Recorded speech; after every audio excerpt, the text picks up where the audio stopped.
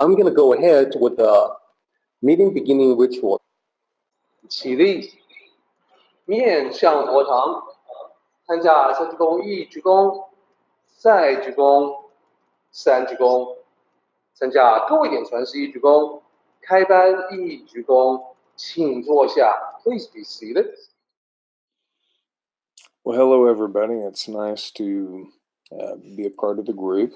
I'll add that next week, unfortunately, I will not be able to attend because I'm doing I have a weekend-long workshop that's part of the Mindful Awareness Research Center at UCLA, so I'll be doing that. So I won't be able to join you, but I think Sifu Duran's going to come out and join you next week, Derek, so I'm sure she'll be looking forward to that. She has been for some time.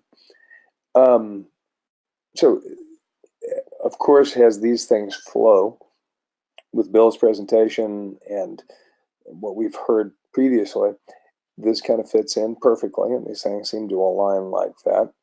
What I chose to talk about today, which will be relatively brief, is the Tao of New Beginnings, given that this time of the year it seems to be apropos. So what we look at is what is usually characteristic of new beginnings.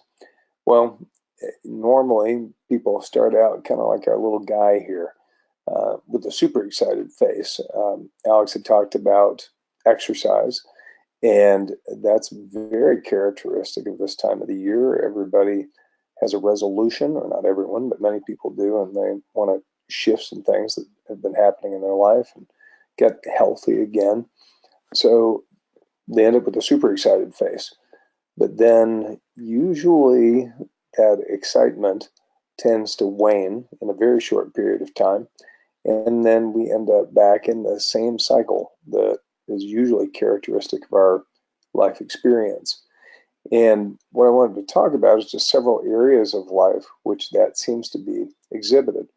Of course, the Buddhist principle of samsara, the endless cycle of birth and death, and the recycling of that continual suffering. And this principle is not that everything all the time is suffering life. It's just that, generally speaking, that elevated state of consciousness where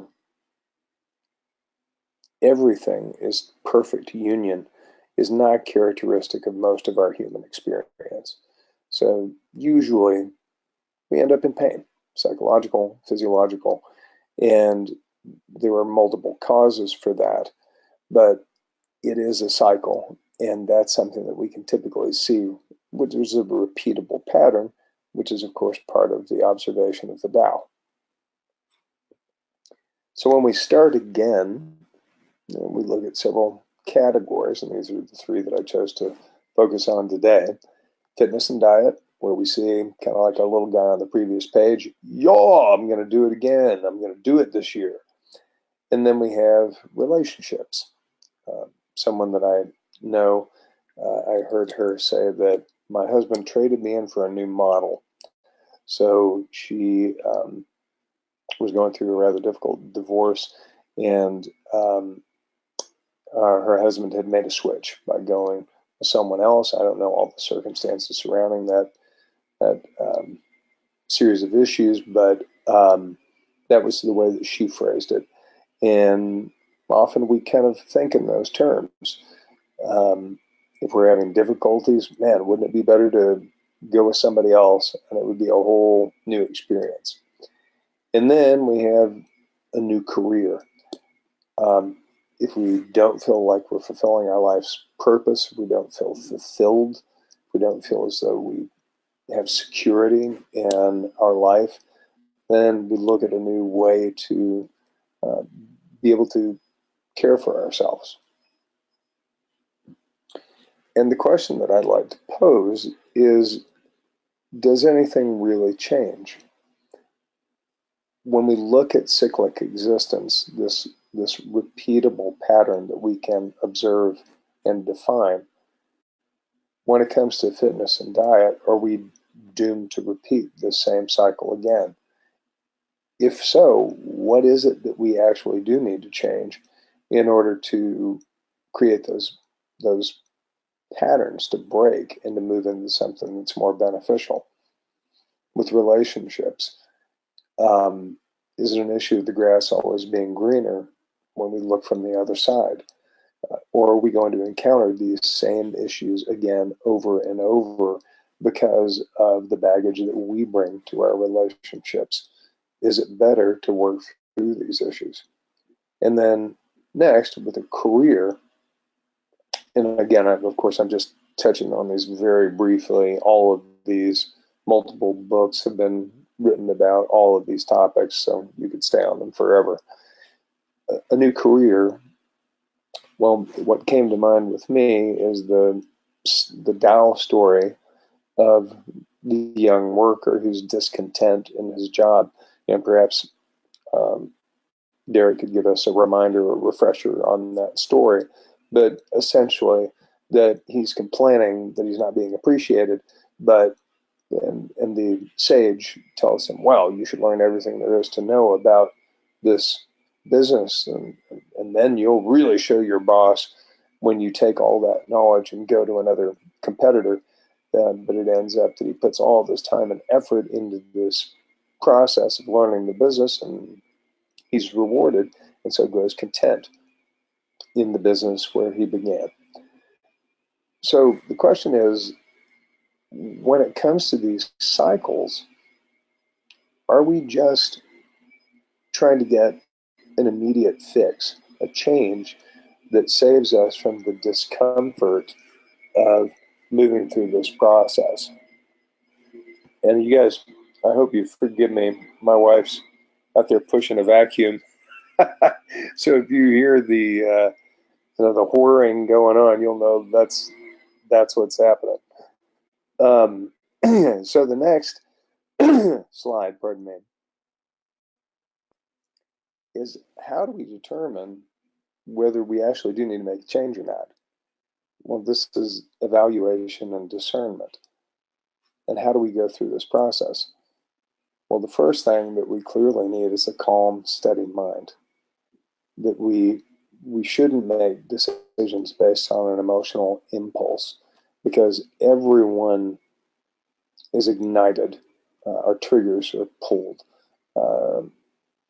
under various circumstances. So we have to be calm and really take consideration. The second is taking the long view, looking at the long-term ramifications of these decisions, and also the long-term experience of our existence. Am I experiencing impatience based on my current mind state? And can I revisit this with a balanced mind, and I'll have a different perspective? Of course, when we talk about the Four Noble Truths that come out of Buddhism, our thoughts are the primary reason why we experience discontent, not really the external circumstances. And then, whispers from the universe. This is the refinement of intuition, really being sensitive and aware so that we can recognize natural patterns of energy, and are we flowing with them or are we flowing against them? So if we look at the long haul, with any circumstance, regardless of the portion of our life journey, it requires effort to build anything. If we look at the principle of karma, action, energy, we have to give energy in order to create anything. And then we look at effort that bears fruit versus effort that does not. So are you just swimming upstream? Usually what's characteristic of that is you don't see anything for your efforts. But if you place effort that bears fruit and you're moving forward, then perhaps that is a positive direction. Then we look at the natural cycles of ebb and flow. Know when to exert effort and when to reflect and rest. When we look at relationships, anyone who's been in a long-term relationship recognizes that there are cycles to those relationships, that we're deeply in love, and then we can't stand the face of the person who we wake up next to. This is part of the natural cycle. And how can we bring balance to that? But just knowing that that is a natural cycle helps us to get through those difficult spots. And then in the last analysis, when we have doubt, which we all do under all of these circumstances, don't rush. Life decisions and the change of these decisions, it evolves over time. So when we talk about sticking to the middle path, the slow and steady road, then when we make those decisions, they're likely to stick. And they're going to be ones that will ultimately be beneficial for us. So it is appropriate to make life change. And how do we find the solution? It's balance. We find a balance between the mind and body, and the body and the mind, because they're both part of our corporeal existence. There's a gentleman who comes to our facility in Valencia who is an autistic man that was an accountant. And he really felt his life journey, what he was called to, was speaking as an advocate for those who are autistic. And through a course, it took him about a year or so, I think, of steady meditation practice. And he made a jump. He made a big decision in his life to where he wanted to become a full-time circuit speaker. And he left his accounting job and took the leap. And now is every week or weekend out on the road speaking as an advocate for those who are autistic. So that's an example of taking a slow, steady evaluation, recognizing this change and following his life's purpose, and then bringing it to fruition. Let's go ahead and do the meeting ending ritual, everybody. 起立，面向佛堂，持架三鞠躬，一鞠躬，再鞠躬，三鞠躬，持架各位顶传十一鞠躬，结班一鞠躬。Well done, everybody. Thank you so much.